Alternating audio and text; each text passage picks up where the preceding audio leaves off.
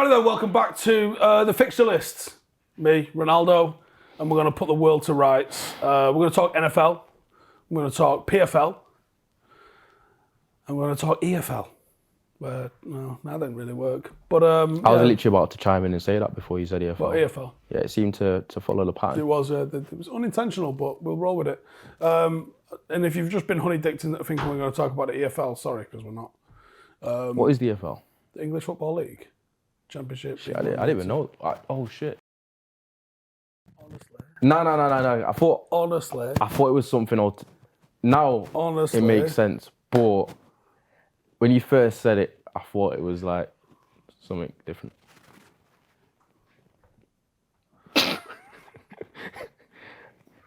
Anyway, I thought it was over Arsenal as well. Talking about Arsenal as well. Yeah, speaking of special. So I want to call this video something along the lines of why Arsenal will not finish above United. You're still going to die on this hill, aren't you? Yeah, I think we did an episode of the Fixture List last year, which I said Arsenal won't finish top four. And there was so many Arsenal fans in the comments. And then, especially when it got to a certain stage of the season where they were nailed on to finish top four. Okay. Where did they finish? 5th. Correct. Do you know what? Do you know what it is? What's crazy about everyone talking about Arsenal's ascension? Their ascension is being amplified because they've had season upon season underachieving for what they should be as a club. They hounded out their greatest ever manager because he only finished 4th and was delivering FA Cups. Think about that. Now they've had one guy that came 8th and delivered an FA Cup, then 8th and now 5th with no FA Cup. And they're like proclaiming him to be some sort of... 5th, by the way, with absolutely no European football. No distractions. Full week. Which is massive. Full week of preparation. Yeah, and it started to fall apart for them when they lost like 1 or 2 first-team players to injury, and they had a couple of games a week for a period, and they were like, oh, look at the schedule.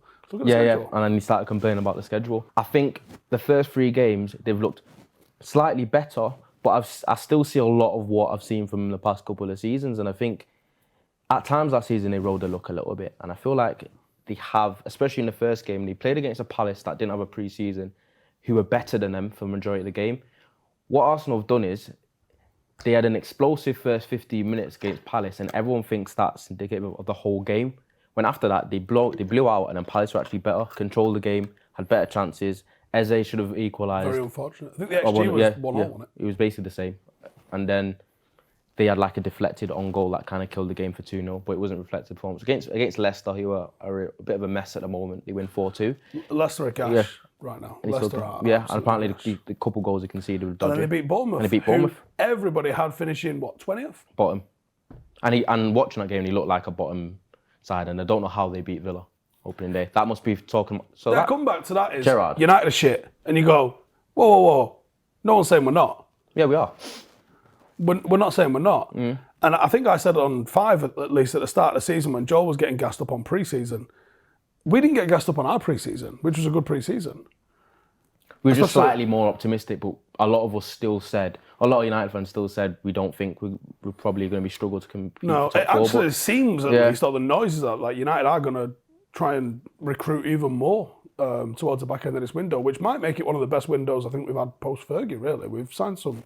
It needed it, and arguably it still probably won't be enough, but it at least turns the corner for us. And I think if you can start seeing... What I want to see from United is performances that you don't necessarily deserve. Sometimes United have to dominate everything to get a result. Or play perfectly. Yeah, to get a result. Whereas I'd like to see us scuff some results. I mean, maybe did that a little bit against Liverpool. I think it wasn't the performance some people are making it out to be. It was a great result. But we did so doing it with the same sort of tactics we've seen under Ole at times, which is soak up the pressure, hit them on the counter with the pace. That is how you play against Liverpool. That's how you play against Liverpool. It should be, and it shouldn't be diminished. There should be no negatives to you doing that. You should be allowed to. It's the exact same reason why I put it in a group chat when I was watching Newcastle City and when I was watching Palace play Liverpool the other day. Is when Liverpool went down to 10 men. I think Palace should have went for it because Liverpool played one way. Trent basically plays the right winger. That's why people can get inside that channel all the time. But usually it's Van Dijk who covers well. And if Van Dijk shows any side of decline, he's going to struggle in that system, as we might be already seeing. And I was quite annoyed that Vieira seemed to. They've got 10 men, but still dominate the game because he's still sat back. And I think if you're at Anfield and you got a chance to beat him, and you've never done that before as Crystal Palace, try it. Go for it. But I think Liverpool could be in a bit of trouble. I still think they finish top 4 easily. Yeah, but I don't think they fall out. I don't think they fall out. I think they could finish 3rd. Tottenham could finish above them. But to be fair, you don't believe in Tottenham either. But I do think it wouldn't shock me to see them still finish 2nd. Yeah, true. They could right this wrong. Yeah. They could easily right. We could be seeing the end of this Liverpool, especially with there's a few things on the horizon. Obviously, losing Mane, that pressing impetus. That's Mane. Mane was the sort of trigger for that. A lot. But they replaced him with Diaz, isn't it? Who they said is because Liverpool are kings of hyperbole. So when he came in, he was the best January signing of all time. Yeah. The best. Wasn't even as good as Kulusevski. Best to wing up, and that's the point. And he had like half the goal contributions basically as Kulusevski, and I think it was in less games. He played more games than Kulusevski as well. But Liverpool fans would tell you that he was the best signing in Jan, and he was the best, and he was better than Kulusevski. He was even better than the January signing that Bruno was. No. So we might be seeing Liverpool on the decline. I know people are loving to draw the comparisons between the 7 years of Dortmund, and there might be something in that. I think it's too early to sort of say on that front at the moment. But yeah, I think you lose Fabinho. It's a hell of a player that is. I think once he's fit and playing, they'll probably look okay. Maybe rolled their luck a little bit. Yeah, any midfield that's missing Thiago and Fabinho is going to be worse, right? Milner is a pure squad player in there for probably standards and leadership and stuff like that. But Henderson, I don't think, has ever been world class. Maybe he's a good leader and a good talker and a good communicator. Those are valuable assets, but just a steady player. Yeah, just a pure steady Eddie. And then, I don't actually know if their midfield currently is as good as the one that had Ronaldo in it. Like their best performing player against us was probably Harvey Elliott, which shouldn't be the case. In football, the greats are separated by their elite ball skills, and now you can put the ball in football by using Manscaped. This year, let Kane be the only one that's Harry and use Manscaped's top-of-the-line grooming products that will keep you smooth in your midfield. That's why Manscaped has the Performance Package. This is the real deal. The ultimate grooming package for a champion. Included the greatest ball hair trimmer ever created, the Lawnmower 4.0, the Weed Whacker for your nose and ear hair, multiple ball formulations, a travel bag, and even boxer shorts. Join the 4 million men worldwide who trust Manscaped. City might have won the cup, but your City will be the champion this year when it comes to manscaped.com. Enter the code FIXTURE20 for 20% off and free delivery on your order. Get it done. Arsenal, will they finish above United? Yes, no, why? I just can't bring myself to say Arsenal finish above us, even if my head says that it would. I generally can't. I think they're due a fall off, and Jesus has added a little bit of spark to him. A lot of people aren't talking about how poorly Saka started this season, and he could be on the verge of a dip, a burnout, or being found out as being a good player, but probably overrated. Martinelli's got a little purple patch, but I don't think that's sustainable. But I do think Jesus is a good signing. You don't. No. But I honestly believe. I think Odegaard's the best player in that sort of side. I think he'll slightly fall off as well with the weight of being the captain. Maybe. If Jesus picks up an injury, and they've got to start Eddie Murphy up front, I think they're in deep trouble. I think they only need 1 or 2 injuries, like every season, where I think they're going to decline, and I think they're going to seriously struggle with the Thursdays, Sundays, because they haven't really experienced it before. Correct. And so I don't know why Arsenal fans are getting so carried away from the first 3 games, because they finished the way they finished, having lost their opening 3 games last season. Yeah, so they had the statistically easiest opening 3 games of any team in the league. Yeah, they have. City was second, funnily enough, but anybody dropped points. Don't know, but I personally think Arsenal are due their usual collapse. October. And it's probably going to be when... Game 2, 3, 4, around about the middle of that group. is when I think you see the real Arsenal come So out to play. that's how it always happens. So if you have an easy run of games in the Premier League, you know that means you are going to naturally have at some point the flip side, where it's a run of difficult games. And I think October, actually, I think domestically is a rough month, let alone the travel that they've got and all the rest of that sort of stuff. When do we get the groups? For Europa League, Yeah. I think it's tomorrow. Is it? Superb. We're not doing... Steve's doing a video for that. I don't want to do them videos. The fan channel will probably do that video. In fact, by the time this comes out, we probably already know who it is. Yeah, true. So enjoy that.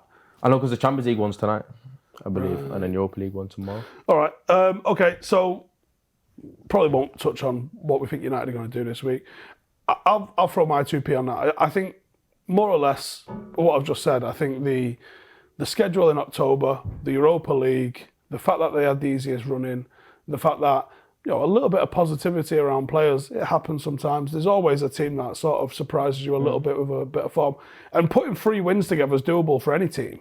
The fact that you've done it now at the start of the season, everyone's fresh, you've had loads of time to prepare, there's no injuries to the squad, there's all sorts going on that hasn't really managed to affect them just yet. That's definitely going to come crashing down for them. Is any Arsenal fan willing to sit in now and say that they'll win the league? I'd be very, very surprised if there was, even for Arsenal fan standards. So I think United, especially with the way our last week's looking like it could be in terms of recruitment, I think we might take a little bit longer to get going. Yeah. But I think come May, we're above Arsenal. I think this United team of Ten Hag gels it together. Everyone buys in with a decent week. I think this United squad's capable of going on a little run at some point in the season of like winning 5-6 games on the spin. Which makes a dramatic difference to your points tally. Dramatic difference. I don't remember that happening much last season for us. There's some decent ties coming up this week. I think everyone in the top 6 has got winnable games. Chelsea going to Leicester. You'd think Chelsea get over the line there, even though Tommy T's not having a great time of things of late. And their transfer... Is the clock ticking on Tommy T because of the way Chelsea are run, or is it different now? Don't know. We'll find out. Todd seems to be the type of owner where he could potentially end up being worse than Roman in terms of... Like, well, looking at the transfer strategy, the way they've been linked with Gordon for 60, 70 million, you know, what you want about? Do you know what was a good point I've seen someone make? If Anthony Gordon is worth 60, 70 mil, having scored 4 goals. Have you seen his 4 professional goals, by the way? No. 2 of them were deflected efforts. Have you seen the video, Will? He's yet to score an intentional goal. One of his goals was Richarlison's shot. It's hit him and it went in. One of them was a deflected one against United. It worked for Harry Kane, so don't worry about it. Nah. If you look on Anthony Gold's 4 Premier League goals, he's not scored an intentional goal. I mean, he's an all right player. But he's a decent player. That's all I would ever say. He's not 60 mil in the amount of games he's played as well. Do you know what? For how much we're paying for Anthony, I'm going to retract my Anthony's too expensive line. If Gordon goes for 60, 70 million, Anthony is fine. Exactly. And how much is that kid for Aston Villa worth if Gordon's worth that much? Jacob Ramsey for Villa. Because Jacob Ramsey is probably... goes on the radar a little bit, but I think from what I've seen, he's probably one of the best youngster. One of the best youngsters. He doesn't get a lot of accolades, apparently, because he plays for Villa. But I think he's worth... If Gordon's worth 60, 70, then fucking hell, what's Ramsey worth? That's what I'm thinking anyway. He's not... It's crazy fees, but I think Everton are a little bit desperate. That's why. They've got... He's an English player. It's all right being desperate, but like... If I phone you up and you go 70 mil, I go, I've not even told you I want you. You go, oh, okay. Yeah. Gordon, 70 mil. Shut up, you dickhead. They don't even need wingers, they need a striker. They don't even need more wide men. Anyway, so we got City going to Palace. That could be an interesting... That would be interesting. Interesting tie.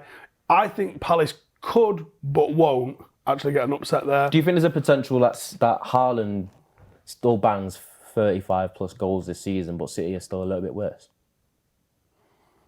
Yeah, because I think that one of the people are overlooking... He's got 3 and 3 now. Oh, they did whatever with no striker last year. I think they did whatever because they chose to play an extra midfielder and dominate the ball even more last year. Does that make sense? Yeah. Like, you can't just, like, look at the control they exhibit in games, add Haaland into it and think it'll be the same, because it won't, because now you've taken away someone who's going to dominate the ball. Haaland isn't going to dominate the ball. He shoots. He's in there and he just shoots every time he gets the opportunity. they make enough chances that he'll score a fucking ton of goals. He's in 3 games in, he's already had the most big chances. So yeah, I don't see that changing, but I do think it could affect the level of City's control. And weird teams like Palace with teams with pace on the counter, that could really Palace hurt Palace have looked decent. Yeah, I think Palace, that would be where I would look for an upset, but I think they'll probably still get it done. Okay. And here's the thing, it could be one of those where it's like a 1-1 draw or 5-0 City and nothing in between. It's not going to be like 3-2, is it? I don't think. No. You've got Liverpool are going to Bournemouth.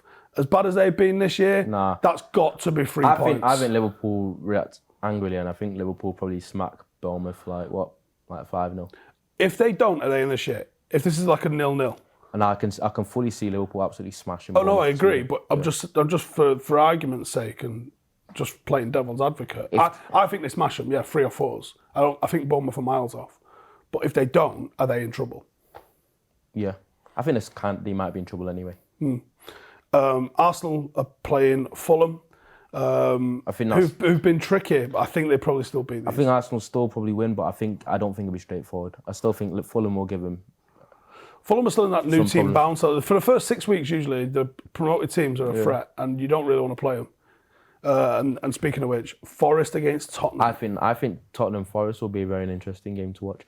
Forest, as I expected, they look like they could be a bit of a bogey team for everyone this season. Everton have only got 1 point this season. They're playing Brentford. That's not the team you want to play when you need them. You know what's weird about Everton having 1 point? If you've actually watched Everton play and seen their games, they've not played that bad in any of them. They actually played all right. They just haven't had the cutting edge. I think they've lost some of the big names as well. Yeah. Ben Godfrey's a miss. Is Calvert-Lewin still? Yeah. You're like, I think they're going to struggle. I think this year. I think they're really going to struggle. How long does Lampard get? Right or wrong, whether it's on him or... Well, Lampard and Gerrard are both from forward watch as far as I'm concerned, as managers. PFL, obviously we now know the final. I went down last weekend to watch Brendan. Finally, he's got Bubba Jenkins, American freestyle wrestler. He's probably going to be looking to put Brendan on his back. That's for the final. That is going to be on the 25th. I'm not sure if it's announced yet. I think it's going to be on the 25th of November in Las Vegas, Nevada. I'm trying to figure out how I'm going to get from Qatar to get there.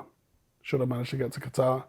And if it's even feasible to be dipping out on the World Cup to nip over to, but I would like to go. I would like to try and be there cage side for Brendan doing that. Obviously, he's fighting for £1 million or $1 million. But not just that, the prestige of being the PFL featherweight champion on top of that as well. And that's, brilliant if he can achieve that.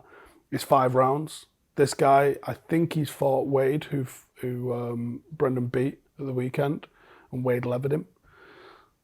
So there's a chance, but I think you come up against a wrestler, a grappler. You can never, ever like kind of judge combat sports that way, innit? No, yeah, the styles make fights. Yeah. But Wade is a striker. He has got some ground game, but he's a striker, and he lit this kid up on his feet. So if he chooses to trade with Brendan, it's a no contest. Brendan's taking this out. So what did you say? Is he the final? This is the final. So this is the fight for $1 million. Yep, in November. Yeah. So I think Brendan has to be very, very wary of the takedowns, which he's had his entire career. He's a stand-up fighter. And a 0 for second. I think it's probably whatever his fee is. Yeah. Which ain't bad, but it's not $1 million. Yeah, it's not $1 million. And obviously the prestige which comes with being another UK international champion. Yeah. Following straight on the back of what Rocky did last week, which was sensational against Usman. Fellow Jamaican. Leon Edwards, Birmingham native, and out here as world champion in the last minute of a 5-round fight. A lot of people saying it's good for him, it's food, but realistically he's not better. Maybe. Usman. The thing is, he drilled for that kick. Have you seen the little edits of them talking about it? Yeah. Have you seen them? I saw the knockout and heard the comments. He said he basically set that kick up.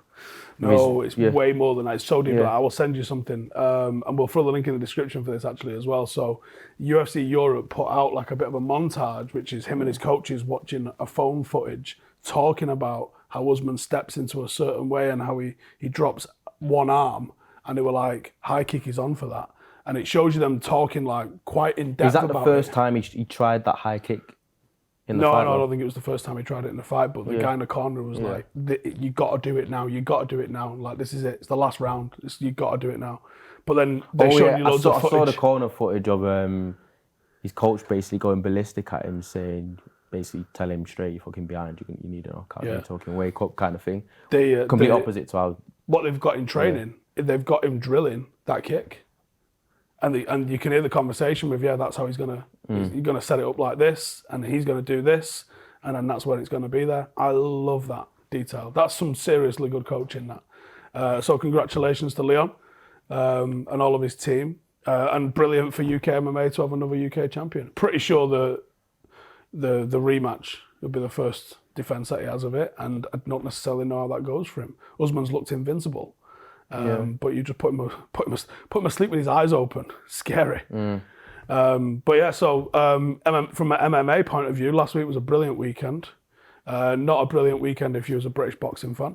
Obviously, Anthony Joshua losing out to Usyk. Some talk now that Tyson Fury is entering into the fray with that one. See what Tyson said?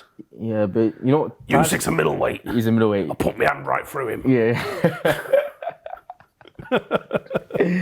Nah, I think Tyson beats Usyk. He's a boxer. Just off pure size. Pure size. Not off pure boxing, because Usyk's just as talented a boxer as anyone in the world, any weight. So I think Tyson's elusiveness plus the size probably gives Tyson the edge. But I don't like it when boxers are like, I'm retired, I'll go and I'll fight him. Nah, he does that so that he can bargain. Yeah, maybe. A bigger deal when he actually comes out. He says, I'm basically retired. If you want me to come out and fight, you got to give me whatever I want. I think he said $500 million, didn't he? Yeah, something like that. He probably will get it. Try it, see what the response is. It's because the boxing world finally won like an undisputed heavyweight champion, rather than the belts being split about all the time. Where's Joshua go from here? Like Tyson said, he's lost 3 of his last 5. Ruiz, Usyk twice. Do you know what? I don't know because it's one of them where... But who was the last really good fighter that he beat? He's been managed. Eddie Hearn's done a brilliant job getting him to the level he is. Really good fighter. Klitschko, right? That's one of the only undeniable... And Klitschko was 40. But he was still a champ at the time. For whatever you want to throw in it, it was still Klitschko. It might have been an older Klitschko, but when Calzaghe It's really good. I know he's fought thingy after that, Joseph Parker. Yeah, but Joseph Parker's he's not like top, but he's just a big lump, man. Dylan White is the one that's a bit. But he's not top. No, as in I don't rate Dylan White, to be fair. I think Dylan White is a level below people think he is. I think taking on Klitschko the way he did, and maybe it was the perfect style to take on Klitschko. When he's took on Klitschko and beat Klitschko, he got a hell of a lot of credibility, and maybe he should have done. Maybe that was the right thing. But what he's done since that then, I mean, Ruiz lit him up, and then Ruiz, when he lost to him afterwards, basically was like, yeah, I ain't trained. I have been getting off my nut since I won the title, The rematch was a gimme because he was a champion, the money, the accolades. He wasn't fucked, did it? So I don't know where Joshua goes with me, but the thing is, it's hard to say he's finished because he's lost to Usyk, who probably is pound for pound the best boxer in the world at the moment, alongside Canelo, etc. So his only route back is if Tyson wins, to try and fight Tyson to close that loop. I think he needs to fight Wilder. But everyone said Deontay Wilder's been mentally finished from the Tyson Fury trilogy, so I don't know what's gonna happen, to be honest with you. It's an interesting one because I think AJ broke down because I think he started to believe the hype, and he's been surrounded by yes men, and I think it just dawned on him that it might be it. I watched a body language guy talking about Joshua and the pacing, and they could see that he was almost getting ready to bubble over. Joe Rogan said this thing a while ago: don't interview losing fighters. They've been punched in the head. You know what I mean? They're not all there. They're not going to give you brilliant interviews. Alongside the adrenaline. Yeah, he's just lost. He's in front of all of these people. The money is about to lose by no longer being the champion. All his future, everything in doubt, all the insecurities in him. Don't interview him. Don't let him go near a microphone. Say no problem. Get back in the dressing room, and we'll speak to you Monday, and we'll. Or wait for the post press conference. Yeah, maybe that. Yeah, and even that, he was in tears in that. I don't think it's a good idea to be interviewing combat athletes, after they've just lost fights. Like 2 seconds after. Yeah, I don't think you're getting good content from doing that. I think you're getting emotional, overreactionary people, and I don't think it does anybody any good. I mean, I can understand why broadcasters want to do it, but I won't ever want to subject anyone to that. If I was ever looking after a fighter and it was like, he's just lost, and put my arm around him and just take him into the dressing room and leave him in there and take his phone away from him and like just fucking let him chill because, what you like after losing a football game? You got a fucking proper bottom lip out. Oh, yeah, not happy. Yeah. So like, think about when you've just been in your underpants and just been fucking drilled in the face for 45 minutes. The level of like, at least in a team, it's only a tenth on you. When it's individual. When it's an individual sport, it's individually on you. That's a different story, man. We've not managed to cover NFL, but you know what? The season's due to start soon, so let's. Yeah, it starts the day after my birthday, actually. So let's look at big hint drop there. Let's look at covering NFL maybe next week or the week after then. But yeah, that was the fixture list for this week. Let us know in the comments what sports are coming up that you'd like to see us cover, or even that you'd like to see us go checking out, because that's something that we can do. But from me and Ronnie, and from Manscaped, see you in the next one. Hey, thank you for watching the video. If you are new around these parts, then don't forget to subscribe. My channel is proudly supported by my community on Patreon. If you'd like to get a little bit of extra content, a Discord group, meetups, five-a-side games, weekly podcasts, behind the scenes, and even an occasional bit of transfer news as and when I get it, then for the price of a pint, you can show your appreciation for the content that we make and get some goodies for doing so as well. Check the link in the description or click the button right here. You'll also find all of my socials here too if you want to follow me on any of those platforms. Nice one.